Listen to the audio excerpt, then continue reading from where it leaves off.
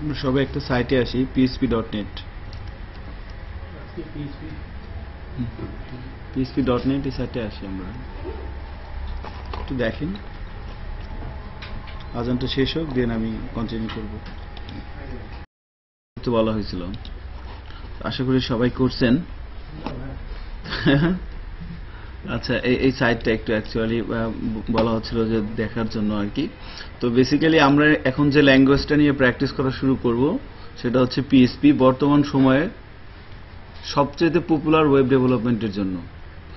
ডেভেলপমেন্টের জন্য এক নাম্বার আর কি এইটা পিএইচপি তো এই ল্যাঙ্গুয়েজটার অফিশিয়াল ওয়েবসাইট হচ্ছে php.net যখন কোনো একটা ল্যাঙ্গুয়েজ আমরা প্র্যাকটিস করা শুরু করি এগুলো তো শেষ নাই তাই না এখন আমার মনে হয় না এমন কেউ বলতে পারবে যে আমি পিএইচপি সব জানি ইনফ্যাক্ট যে তৈরি করছে সেও বলতে পারবে না ডে বাই ডে আপডেট হচ্ছে এখন আমাদের কাজ হচ্ছে পুরোপুরি ইনফরমেশন নেওয়া যত বেশি আমার ভিতরে আমি আপডেট করতে পারি অলরাইট সো php.net এই সাইটটা প্রত্যেক দিন একটু ভিজিট করতে হবে হাফ অ্যান আওয়ার করে এবং এটা কন্টিনিউয়াস করতে হবে আর কি তো এই সাইটে এসে কি করবেন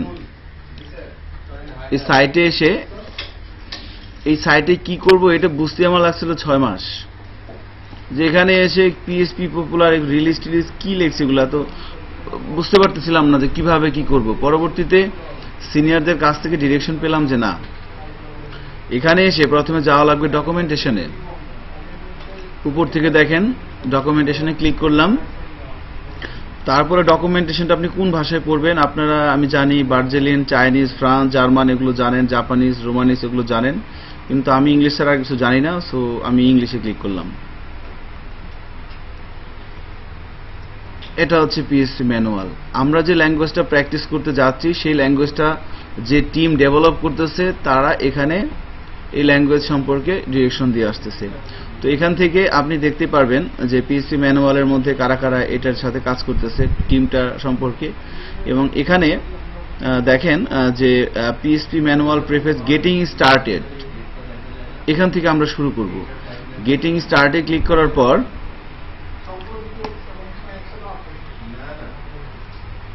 এখানে দেখেন এভাবে বিষয়টা চলে আসছে গেটিং স্টার্টেড সো আমি ম্যানুয়ালটা স্টাডি করার একটু বলে দিচ্ছি এই সাইটটা এসে আপনি কিভাবে স্টাডি করবেন এখানে দেখেন প্রথমে উপরের ডান দিকে দেখেন লেখা আছে প্রিফেস এবং ইন্ট্রোডাকশন সো বেসিক্যালি আমরা এখন যেখানে আছি সেটা হচ্ছে গেটিং স্টার্টেড এর পরেরটা হচ্ছে ইন্ট্রোডাকশন এর আগেরটা হচ্ছে প্রিফেস অর্থাৎ নেক্সট এবং প্রিভিয়াস পেজিনেশনের মতো সো এখান থেকে গেটিং স্টার্টেড এই চ্যাপ্টারের মধ্যে যে যে বিষয়গুলো আছে introduction what is PHP what can PHP do a simple tutorial what do I need এখানে এই বিষয়গুলো এভাবে বলা আছে সো আমরা যদি এখান থেকে হোয়াট ইজ পিএইচপি এখানে ক্লিক করি দেখেন এখানে খুব সুন্দর একটা পিএইচপি ডেফিনেশন দেওয়া আছে এবং এটা হচ্ছে বেস্ট ডেফিনেশন তো বলা হচ্ছে পিএইচপি কি recursive anchoring from hypertext preprocessor widely use open source general purpose একটা scripting language that is specially suited for web development and can be embedded into HTML এভাবে তারা আমাদেরকে জিনিসটা জানাচ্ছে যে না পিএইচপি কি পিএইচপি হচ্ছে একটা open source widely used general purpose একটা স্ক্রিপ্টিং ল্যাঙ্গুয়েজ যার কাজ হচ্ছে কি যেটা মেইনলি তৈরি করা হয়েছে কেন ওয়েব ডেভেলপমেন্টের জন্য এবং এটা কি করতে পারে HTML এর সাথে এমবেডেড হয়ে কাজ করতে পারে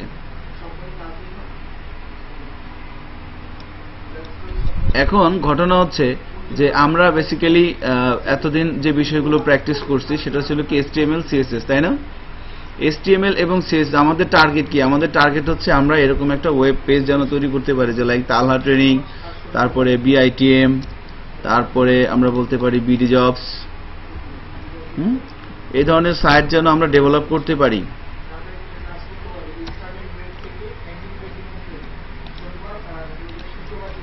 এই ধরনের একটা সাইট যেন আমরা তৈরি করতে পারি এই bitm.org.bd এই ধরনের সাইট যেন আমরা তৈরি করতে পারি bdjobs.com এই ধরনের সাইট যেন আমরা তৈরি করতে পারি ইন দ্যাট কেস prothomalo.com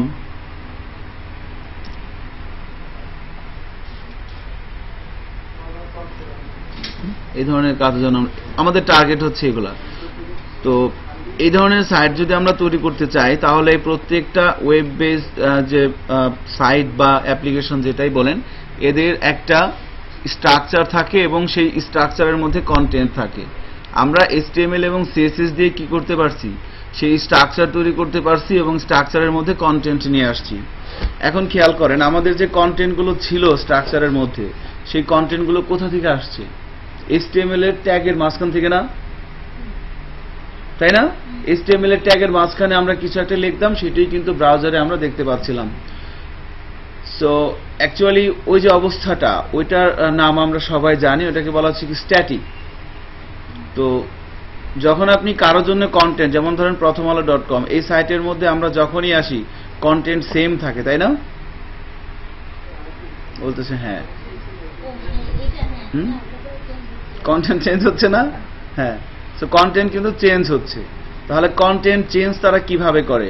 তারা প্রত্যেকদিন কোডে ঢুকে ট্যাগের মাঝখান থেকে কপি করে পেস্ট নিয়ে নতুন কন্টেন্ট দিয়ে দেয়, তাই না?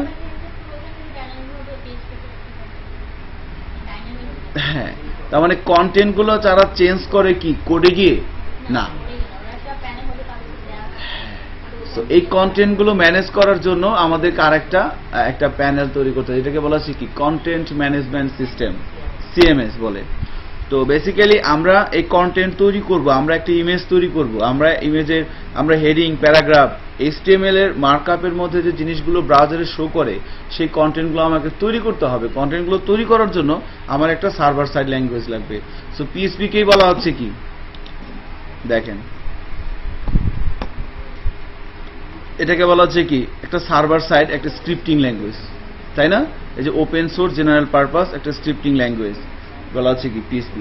তো যখন কোনো একটা কন্টেন্ট আমরা তৈরি করব, সেই কন্টেন্টের জন্য তৈরি করার জন্য আমার একটা সার্ভার ল্যাঙ্গুয়েজ লাগবে, এবং সার্ভার ল্যাঙ্গুয়েজ হিসেবে আমরা যেটা চয়েস করি সেটা হচ্ছে PHP, বর্তমান সময়ের সবচেয়ে পপুলার ল্যাঙ্গুয়েজ। আচ্ছা, তো এই ল্যাঙ্গুয়েজটা দিয়ে কি হবে সেটা বলা হচ্ছিল এতক্ষণ, আপনারা জানেন, তারপর আরেকবার রিমাইন্ড করে দেওয়া হচ্ছিল। তো এখন এই যে ল্যাঙ্গুয়েজটা আমরা প্র্যাকটিস করতে যাচ্ছি PHP.NET, এই ল্যাঙ্গুয়েজটা জাস্ট এ মিনিট, হ্যাঁ জাহিদ, তো যেটা বলা হচ্ছিল যে কি বলতেছিলাম বলেন তো, ভুলে গেছি। PHP কথা বলতেছিলাম, হ্যাঁ আপনারাও ভুলে গেছেন, ফাইন। সো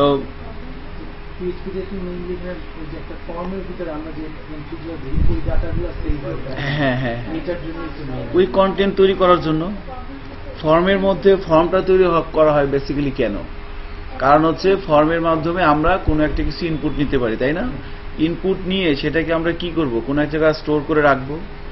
তো এই কন্টেন্টটা ফর্ম থেকে নিয়ে ডেটাবেজে সেভ করে রাখবে, এই কাজটা কি করবে PHP। ওকে, তো এই ল্যাঙ্গুয়েজটার হিস্টোরি একটু বলি। ল্যাঙ্গুয়েজটা যে ভদ্রলোক আবিষ্কার করেন ওনার নাম হচ্ছে রাসমাস লেরডর্ফ।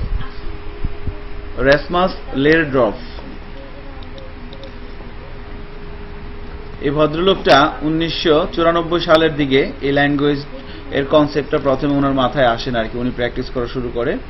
তো দেখেন ওনার চেহারাটা অনেকটা ওই ভাইয়ের মতো, আপনার নাম কি? দেওয়ান সাহেবের মতো। রাসমাস লেরডর্ফ, দেখেন আমার কথা কি ঠিক আছে? ভালো করে তাকায় দেখেন।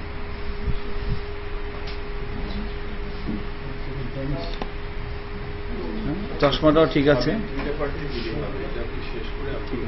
ঠিক আছে। এই ভদ্রলোক PHP তৈরি করে 1994 সালের দিকে। পরবর্তীতে উনি তখন কনসেপ্টটা নিয়ে আসেন, বাট মেইনলি এটা PHP 2 ভার্সন আকারে লোকজন কাজ করার জন্য ওপেন হয় 1995 জুনে। 95 জুনের দিকে ল্যাঙ্গুয়েজটা প্রথম আসে। যখন PHP প্রথম আবিষ্কার হয় তখন এটার এত কিছু ছিল না। উনি মেইনলি আবিষ্কার করে হচ্ছে তখন PHP-র অ্যাব্রিভিয়েশন ছিল পার্সোনাল হোম পেজ।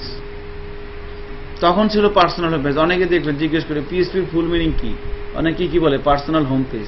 তো এটা ছিল at the beginning of the time 1995 দিকে। ওনার টার্গেট ছিল যে একটা ল্যাঙ্গুয়েজ থাকবে যেটা দিয়ে আমি টুকটাক কন্টেন্টকে তৈরি করতে ম্যানেজ করতে পারবো, পার্সোনাল হোম পেজ। খুব ছোটখাটো কাজ ছিল।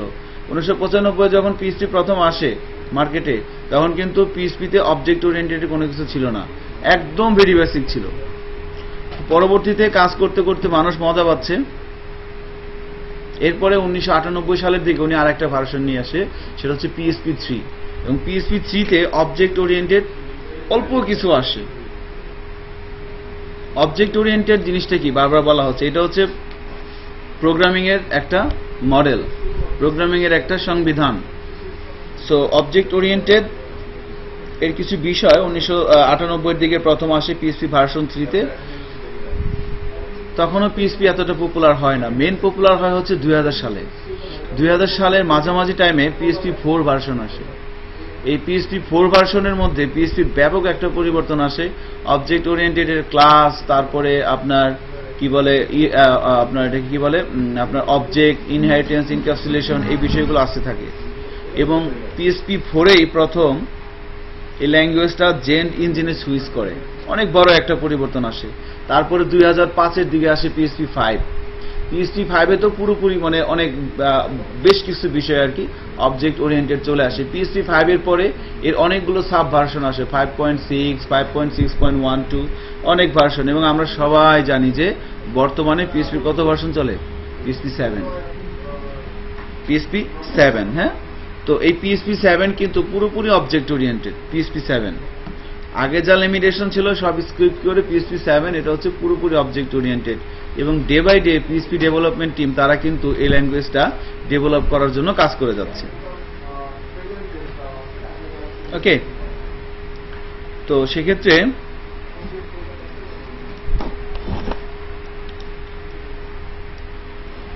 আমরা এইভাবে বলতে পারলাম পিএসপির হিস্ট্রি সম্পর্কে কিছু বলা হচ্ছিল। এখন যে ল্যাঙ্গুয়েজটা নিয়ে আমরা কাজ করব, আমরা যখন HTML দিয়ে কাজ করছি, HTML এর আমরা কিছু কোড লিখতাম, কিছু ট্যাগ লিখতাম, সেগুলো রান করাতাম কোথায়? ব্রাউজারে। তার মানে কি, আমরা যদি HTML এর ট্যাগ আমরা যদি মনে করেন অ্যাডোব ফটোশপে রান করি, তাহলে কি আউটপুট কিছু আসবে? আসবে হিজিবিজি হিজিবিজি, কিছু বোঝা যাবে না। বা মাইক্রোসফট অফিস এক্সেলে যদি রান করি, আসবে না কিন্তু।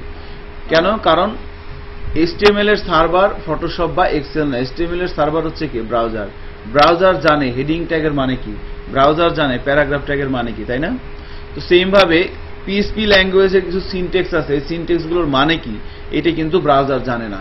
পিএসপি সার্ভারকে, পিএসপির কয়েকটা জনপ্রিয় সার্ভারের নাম বলা হচ্ছে এখান থেকে। সবচেয়ে জনপ্রিয় হচ্ছে কি? অ্যাপাচি। অ্যাপাচি বলতে টিবিএস এর অ্যাপাচি কিন্তু না, আরটিআর এটা কিন্তু না। হ্যাঁ, অ্যাপাচি। তারপরে আছে হচ্ছে মাইক্রোসফটের একটা আছে আইআইএস, উইন্ডোজ ইনফরমেশন সার্ভিস। যারা .NET প্রোগ্রামার তারা এটা খুব বেশি ইউজ করে। এছাড়া আছে আপনার Zeus, AOL, Zeus ZUES, AOL, এগুলো পিএসপি সার্ভারের নাম। এই সার্ভারগুলো পিএসপি ইঞ্জিনকে রিড করতে পারে। হ্যাঁ, পিএসপির সিনট্যাক্সগুলোকে তারা রিড করতে পারে। তো বেসিক্যালি পিএসপির স্ক্রিপ্ট যদি আমরা রান করাতে চাই তাহলে আমাদের একটা সার্ভার লাগবে। সেই সার্ভারের নাম কি? অ্যাপাচি। মানে অ্যাপাচি হইতে পারে, আইআইএস হইতে পারে, জিউস হইতে পারে, AOL হইতে পারে, বাট এর মধ্যে মোস্ট পপুলার হচ্ছে কি? অ্যাপাচি। মোস্ট পপুলার, এটাই সবাই ইউজ করা হয়ে থাকে। এবং আমরা যখন লাইভে কোনো সাইট আপলোড করি লাইভে, তখন লাইভ হোস্টিং সার্ভারগুলোর মধ্যে কিন্তু পিএসপির ইঞ্জিন হিসেবে কিন্তু কি থাকে? অ্যাপাচি থাকে। ঠিক আছে, অ্যাপাচি থাকে। তো আমরা তাহলে দেখেন সিম্পল একটা জিনিস, একটা কাজ করি। আমি আমার ডেস্কটপের মধ্যে মনে করেন একটা ফাইল নিলাম, আমি এর নাম দিলাম যে লাইক demo.php। পিএসপি ফাইলের এক্সটেনশন হয় কি? .php। হ্যাঁ, আমরা যে ল্যাঙ্গুয়েজটা ধরে কাজ করব সেই ল্যাঙ্গুয়েজের এক্সটেনশন কি হবে? .php। দেখেন আমি .php ফাইলের মধ্যে আমি কিছু একটা লিখতে যাচ্ছিলাম। এই .php ফাইলের মধ্যে আমরা মনে করেন আমি এখানে একটা সিনট্যাক্স লিখতেছি। এগুলো কি কেন সবই আপনারা জানেন, না জানলেও কোনো সমস্যা নেই, খুব ভালোভাবে জেনে যাবেন তালহা ট্রেনিং থেকে। সো এখানে বলা হচ্ছে হ্যালো ওয়ার্ল্ড। কোনো একটা জিনিস আউটপুটে নিয়ে আসার জন্য লিখতে হয় ইকো হ্যালো ওয়ার্ল্ড। হ্যাঁ, আর এটা হচ্ছে পিএসপির স্টার্টিং পয়েন্ট, এন্ডিং পয়েন্ট। এই সিনট্যাক্সের মাঝখানে পিএসপির কোডগুলো লিখতে হয়। এখন মনে করেন এই প্রোগ্রামটা আমরা লিখলাম, এটাকে আমরা রান করাবো। আমি এই প্রোগ্রামটাকে যদি ওপেন উইথ করি, মনে করেন যে একটা ব্রাউজার ওপেন করি, যে লাইক ধরেন আমি অপেরাই ওপেন করি, দেখেন কি হয়।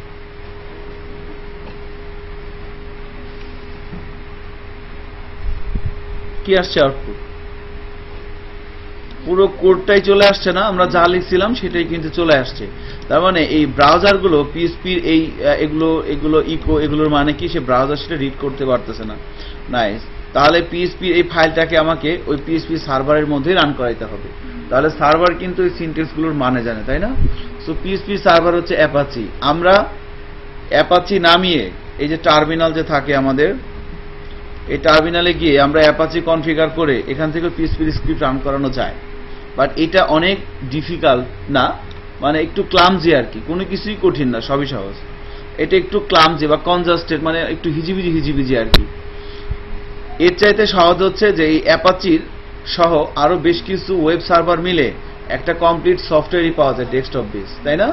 তার নাম হচ্ছে কি, জ্যাম, ওয়াম। এগুলো হচ্ছে উইন্ডোজ মেশিনের জন্য। ম্যাক মেশিনের জন্য কি আছে, ল্যাম্প, তাই না? সো বিভিন্ন অপারেটিং সিস্টেমের জন্য এই ডেস্কটপ বেস সফটওয়্যারটা আছে। আমাদের টার্গেট হচ্ছে কি, আমরা পিএইচপির স্ক্রিপ্ট লিখবো। স্ক্রিপ্ট লিখলাম, ব্রাউজারে রান করানো যাচ্ছে না, রান করাতে হবে কোথায়? একটা সার্ভারের নাম জানি আমরা অ্যাপাচিতে। তাহলে অ্যাপাচি সার্ভার কোথায় পাবো? সো অ্যাপাচি সার্ভার সহ আরো বেশ কিছু বিষয় মিলে আরো প্রায় 4-5টা সার্ভার যেগুলো ওয়েব ডেভেলপমেন্টের জন্য জরুরি, হ্যাঁ, এই ধরনের কয়েকটা সার্ভার মিলে একটা ডেস্কটপ বেস সফটওয়্যার তৈরি করা হয়েছে, যার নাম হচ্ছে কি, জ্যাম। আমরা যেটা ইউজ করব সেটা হচ্ছে জ্যাম। জ্যাম ছাড়াও আরো বেশ কিছু বিষয় আছে, যেমন ওয়াম্প, ম্যাম্প, ল্যাম্প, এগুলো আছে। সো আমরা ইউজ করব কোনটা? জ্যাম। তো জ্যাম সফটওয়্যারটা কোথায় পাবেন? আমরা যদি কম্পিউটারে যাই, গুগল থেকে যদি সার্চ দেই জ্যাম ডাউনলোড, গুগলে যখন আমরা সার্চ দিলাম জ্যাম ডাউনলোড লিখে, এখানে দেখেন প্রথম যে ইউআরএলটা আসছে ডাউনলোড জ্যাম। আপনাদের এটা করতে হবে না, হ্যাঁ, জ্যাম ডাউনলোড করা আছে, আপনাদের মেশিনগুলোতে ইনস্টল করা আছে। বাট তারপর এখানে একবার দেখানো হচ্ছে, যদি কখনো আমাদের বাসায় গিয়ে দরকার হয় আপনারা ভিডিওটা দেখে করে নিতে পারবেন। সো জ্যাম, প্রথম আমি সার্চ ইঞ্জিনে সার্চ দিলাম জ্যাম ডাউনলোড লিখে, আমার প্রথম যে ইউআরএলটা আসলো যে ডাউনলোড apache-friend.org/download.html, এই সাইটটায় যাচ্ছি।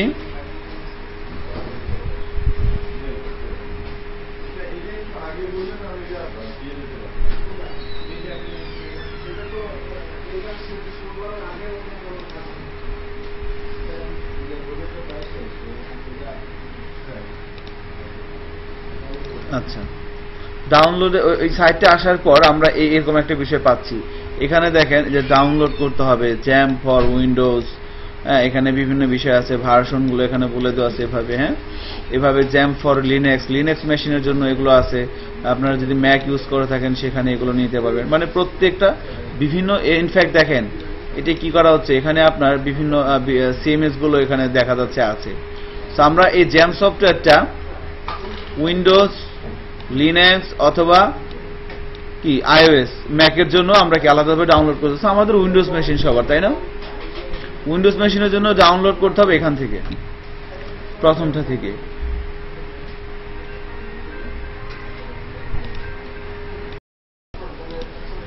এখান থেকে ডাউনলোড করে নেবেন। তো কোনটা ডাউনলোড করব? দেখেন জ্যাম্পের বিভিন্ন ভার্সন আছে, হ্যাঁ। তো আমরা তো ল্যারাবেল শিখবো, তাই না? আমাদের ফ্রেমওয়ার্ক কোনটা? ল্যারাবেল না, কোডিগনেটর আছে, ফাইন। তো সেক্ষেত্রে দেখেন XAMPP is an easy way to install Apache distribution containing MariaDB, PHP, Perl. Just download and start the installer. It's that easy. So এখানে বিভিন্ন দেখেন, আপনি যদি এটা ডাউনলোড করেন তাহলে PHP ভার্সন পাবেন কত? 5.6.30। আমরা যদি এটা ডাউনলোড করি PHP 7.0.1 পাবো। তো বেসিক্যালি এটা ডাউনলোড করে নিতে পারেন 120 মেগাবাইট, হ্যাঁ। PHP লেটেস্ট যে ভার্সনটা সেটা এখানে আছে 7.1.1 এটা। ইনফ্যাক্ট এটা আমার মেশিনে ডাউনলোড করাই আছে 120 মেগাবাইট। 32-64 সবার জন্য কাজ করবে, সবার জন্য কাজ করবে, হ্যাঁ। 32 এটা 64 সবার জন্য।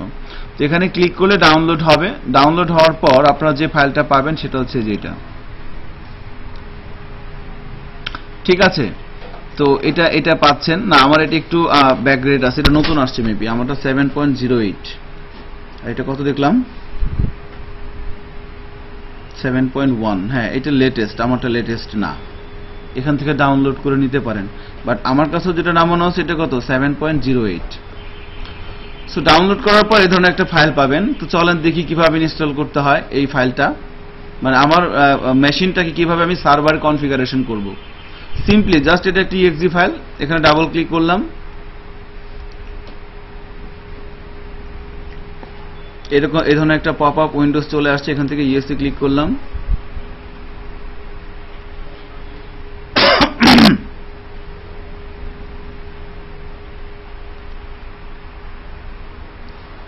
ইয়েস, ওকে, নেক্সট, অ্যাজ ইউজুয়াল যেভাবে আছে সেভাবেই থাক, নেক্সটে যাচ্ছি।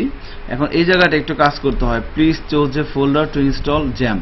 সো আপনাকে একটা ফোল্ডার সিলেক্ট করতে বলছে যেখানে জ্যাম সফটওয়্যার ইনস্টল হবে। আমাদের কম্পিউটার অনেকগুলো ড্রাইভ আছে না, এখন কোথায় আপনি সেট আপ করবেন সেই ড্রাইভটা সিলেক্ট করে দিবেন। তো এখানে একটা স্ট্যান্ডার্ড প্র্যাকটিস আছে, সেটা হচ্ছে আমাদের বাই ডিফল্ট উইন্ডোজ কোন ড্রাইভে থাকে, সি ড্রাইভে, সাধারণত সি ড্রাইভে থাকে। তো যেখানে উইন্ডোজ থাকে সেখানে জ্যামটা না দেওয়াটাই ভালো। হ্যাঁ, এর কারণ হচ্ছে যদি কোনো কারণে উইন্ডোজ ফল্ট করে, আপনাকে আমরা কি করি, ফরম্যাট করে নতুন করে দিই, তাই না? সো ফরম্যাট করে নতুন করে দিলে কি হয়ে যাবে, জ্যাম্পের মধ্যে আপনি যে সমস্ত প্রজেক্ট করবেন সেগুলো সব বাদ হয়ে যাবে।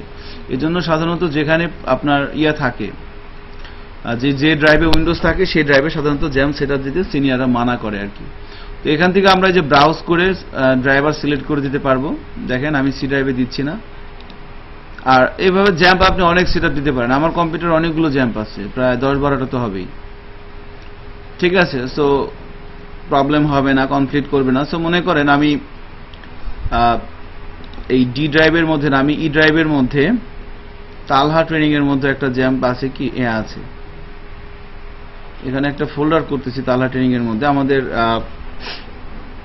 ব্যাচটা হচ্ছে কত, সিআই কত, কোঅর্ডিনেটর 20। তো বেসিক্যালি তালহা ট্রেনিং এর মধ্যে সিআই 20। আমি যদি একটু ফোল্ডারটা এভাবে সার্চ করি, দেখেন ই ড্রাইভ তালহা ট্রেনিং, এই যে সিআই 20, এই ফোল্ডারের মধ্যে আমি জ্যামটা সেট আপ দিব। কেমন, তাহলে কিভাবে,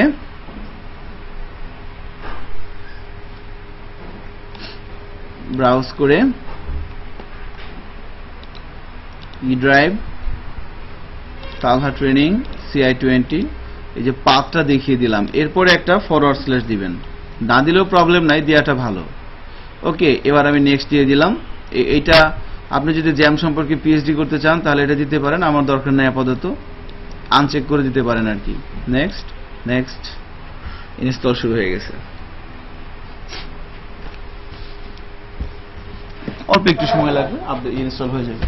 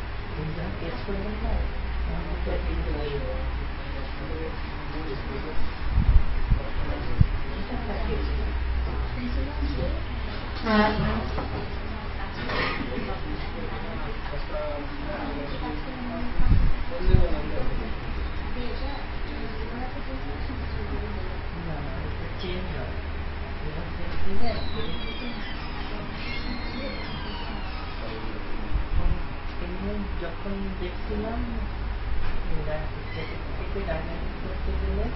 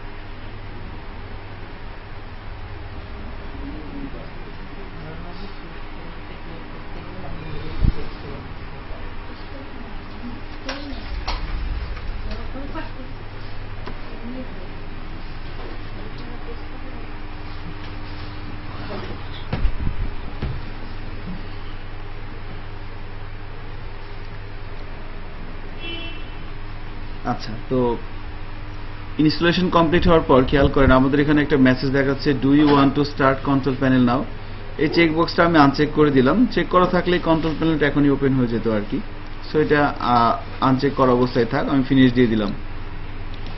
এখন খেয়াল করেন আমরা যদি আমাদের যে প্রজেক্টটা ছিল ই ড্রাইভ তালহা ট্রেনিং CI20, দেখেন এখানে কিন্তু আমরা এভাবে বেশ কিছু ফোল্ডার দেখতে পাচ্ছি, খেয়াল করছেন?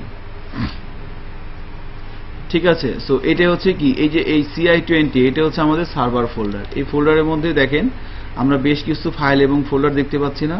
এই ফাইল এবং ফোল্ডারের সাহায্যে আমরা চাইলে আমাদের এই লোকাল মেশিনটাকে একটা সার্ভার তৈরি করতে পারি, লোকাল সার্ভার।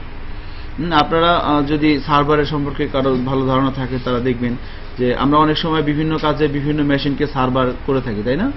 সো এটা হচ্ছে সবচেয়ে সহজ।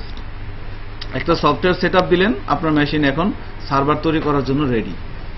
এখন জাস্ট আমরা চাইলে এখান থেকে একটা ইনস্ট্রাকশনের মাধ্যমে আমাদের এই পিসিটাকে, আমার এই ল্যাপটপটাকে আমি একটা সার্ভার তৈরি করতে পারবো। সো বেসিক্যালি এখানে এসে আমরা দেখেন যেগুলো দেখতে পাচ্ছি এর মধ্যে যে ইম্পর্টেন্ট ফাইল সেটা হচ্ছে কন্ট্রোল প্যানেল, controlpanel.exe। এই ফাইলটাকে যখন আমি ওপেন করলাম আমাকে প্রথমে একটা মেসেজ দিচ্ছে যে তুমি কোন ল্যাঙ্গুয়েজ চুজ করো। আমি বললাম ঠিক আছে থাক, যেটা সেটাই থাক, বা এটা এভাবে চলে আসছে, এটা আমি একটা রাখি, ল্যাঙ্গুয়েজটাকে আমি স্কিপ করে আসছি। দেখেন সো এইভাবে একটা ভিউ দেখতে পাচ্ছেন। যখনই আমরা কন্ট্রোল প্যানেলটা রান করব এরকম একটা ভিউ আসবে। এবার এখান থেকে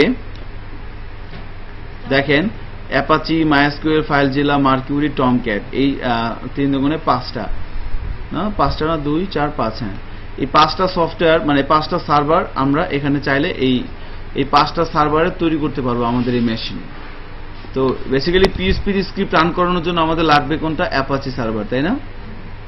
অ্যাপাচি সার্ভার লাগবে। তো এই অ্যাপাচি সার্ভারটা আমরা স্টার্ট করে নিলাম।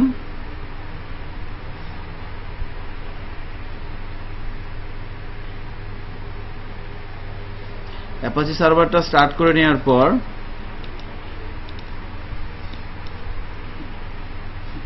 আমরা এটাকে কেটে দিলাম।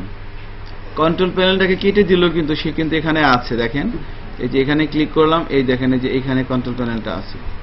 সো এখান থেকে আমরা এটাকে আবার পরবর্তীতে আমরা চাইলে অন অফ করতে পারবো। সো অ্যাপাচিটা স্টার্ট করার পর আমরা যদি এখানে আসি, দেখেন এই যে htdocs যে ফোল্ডারটা দেখতে পাচ্ছেন এখানে, এই htdocs ফোল্ডারটাই হচ্ছে আমাদের অ্যাপাচি রুট ফোল্ডার। এই htdocs এর মধ্যে যখন যাব, এখানেই বেসিক্যালি আমাদের ফাইল এবং ফোল্ডারগুলো নিয়ে কাজ করতে হবে। জ্যাম্প ইনস্টল দিলাম, ইনস্টল দেওয়ার পর এই ধরনের বেশ কিছু বিষয় আসলো। কন্ট্রোল প্যানেল থেকে অ্যাপাচি সার্ভিসটাকে স্টার্ট করলাম, দেন htdocs এর মধ্যে আমরা যাবতীয় কাজ করব, কেমন? সো এখন আমরা যদি ব্রাউজারে যাই, আমরা তো বেসিক্যালি ফোল্ডারের থ্রুতে সার্ভারটা সেটআপ দেওয়ার পর হার্ড ডিস্কের মধ্যে কি কি চেঞ্জ আসলো সেই বিষয়গুলো আমরা এইভাবে দেখলাম ফোল্ডারের থ্রুতে। এখন চলেন আমরা ব্রাউজারের থ্রুতে দেখি। সো বেসিক্যালি আমরা যদি ব্রাউজারের থ্রুতে এই অ্যাপাচি রুট ফোল্ডার htdocs কে অ্যাক্সেস করতে চাই, আমরা যত প্রজেক্ট নিয়ে কাজ করব, পিএইচপির যা কিছু করব, সব করব কোথায়? htdocs এর মধ্যে। তাহলে এখন এখানে কোনো একটা ফাইল নিয়ে যখন আমি কাজ করব, তার আউটপুট দেখতে হবে না? সো আউটপুট দেখার জন্য আমার ব্রাউজার লাগবে। ব্রাউজারের থ্রুতে মানে ব্রাউজার দিয়ে অ্যাপাচির থ্রুতে আমাকে ফাইলটা আউটপুট দেখতে হবে। সো ব্রাউজারের মধ্যে এসে লিখতে হবে কি? Local host. যখন আমরা এখানে লোকাল হোস্ট লিখব, লোকাল হোস্ট লিখে যখন এন্টার দেব, সাথে সাথেই আমি একটু ভুল করছি, এখানে লিখতে হবে কি? শুধু লোকাল হোস্ট। লোকাল হোস্ট লিখে এন্টার দেওয়ার সাথে সাথেই দেখেন আমার এখানে একটা পেজ চলে আসছে। বেসিক্যালি এই পেজটা আসার পিছনে মেইন কারণ হচ্ছে, সে যখন আমি লোকাল হোস্ট লিখে এন্টার দিলাম, সে htdocs ফোল্ডারের মধ্যে চলে আসলো। এখানে আসার পর আপনি যখন অ্যাপাচি থ্রুতে ব্রাউজারের মাধ্যমে কোনো একটা ফোল্ডারকে রান করাবেন, সেই ফোল্ডারের মধ্যে যদি ইন্ডেক্স নামের কোনো ফাইল থাকে অথবা হোম, সেগুলো কি হয়ে যায়? অটোমেটিক্যালি রান হয়ে যায়। সো আমি যখন ব্রাউজারে লোকাল হোস্ট লিখলাম, লোকাল হোস্ট লিখে যখন এন্টার দিলাম, এই ধরনের একটা ভিউ দেখতে পাচ্ছি। এটা কোথা থেকে আসছে? বেসিক্যালি লোকাল হোস্ট লেখার সাথে সাথেই সে htdocs এর মধ্যে আসছে। এখানে আসার পর সে index.html PHP নামে একটা ফাইল পাইছে, এই ফাইলটা রান হয়েছে। এই ফাইল থেকে তাকে রিডিরেক্ট করে দেওয়া হয়েছে যে ড্যাশবোর্ডের মধ্যে। এই ড্যাশবোর্ডের মধ্যেও দেখেন ইন্ডেক্স কই, এই index.html নামে একটা ফাইল আছে, এই ফাইলটা বেসিক্যালি রান হচ্ছে। তো আমি যদি কোনো কারণে এই index.php ফাইলটাকে রিনেম করে দেই, দেখেন এই ফাইলটাকে রিনেম করে দিলাম। এবার যদি ব্রাউজারে যাই, লোকাল হোস্ট লিখে এন্টার দেই, দেখেন এবার কি ওইটা আসছে? দেখেন এই যে এখানে এই যে index.php ফাইলটাকে রিনেম করে দেওয়া আছে, আসেনি কিন্তু। আমি যদি এখানে ক্লিক করি, দেখেন আগের অবস্থায় চলে আসছে না? তার মানে আমরা নিশ্চিত হতে পারি যে না, যখন লোকাল হোস্ট লিখে আমি এন্টার দিলাম, তখন কি হচ্ছিল? তখন এই index.php ফাইলটা রান হয়ে যাচ্ছিল। যখন আমি এই ফাইলটাকে রিনেম করে দিলাম, সে কিন্তু আর কাজ করতেছিল না, তাই না? এখন এই ফোল্ডারের মধ্যে htdocs ফোল্ডারের মধ্যে যা আছে 2 4 6 8, এই 8টা ফাইল এবং ফোল্ডার আছে, তাই না? সব মিলে ঝিলিয়ে।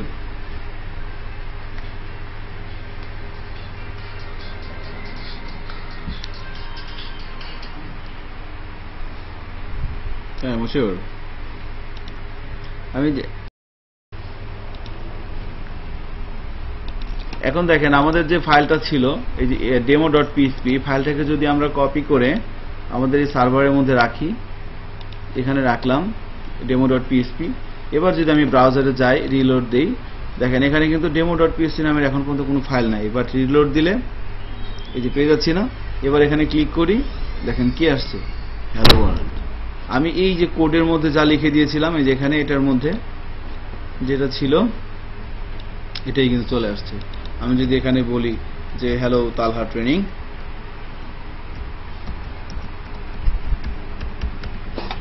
সেভ করে যদি ব্রাউজারে রিলোড দেই, দেখতে পাচ্ছি হ্যালো তালহা ট্রেনিং চলে আসছে। ঠিক আছে?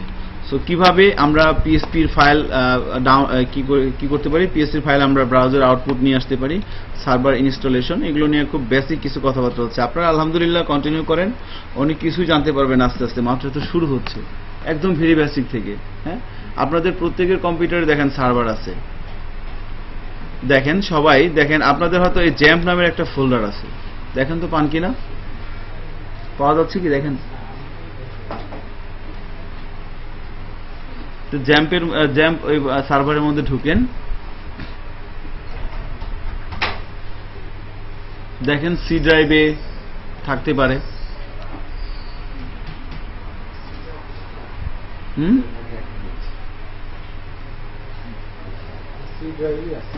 সি ড্রাইভে আছে না, সি ড্রাইভের মধ্যে ঢুকেন, ঢোকার পর জ্যাম্প নামে একটা ফোল্ডার পাইছেন, এর মধ্যে যান, যাওয়ার পর দেখেন জ্যাম্প কন্ট্রোল প্যানেল আছে নিচের দিকে, পাওয়া যাচ্ছে? এটা এখানে ডাবল ক্লিক করেন,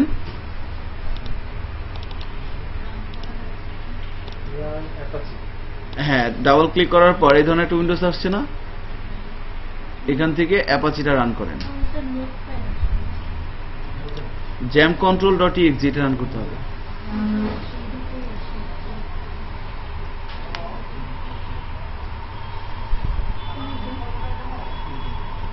আচ্ছা ঠিক আছে, একটু টেস্ট করে দেখেন, আর পরবর্তী কাজগুলো আমাদের ট্রেনার আছেন সাইফুল সাহেব, উনি আপনাদের কন্টিনিউ করবেন।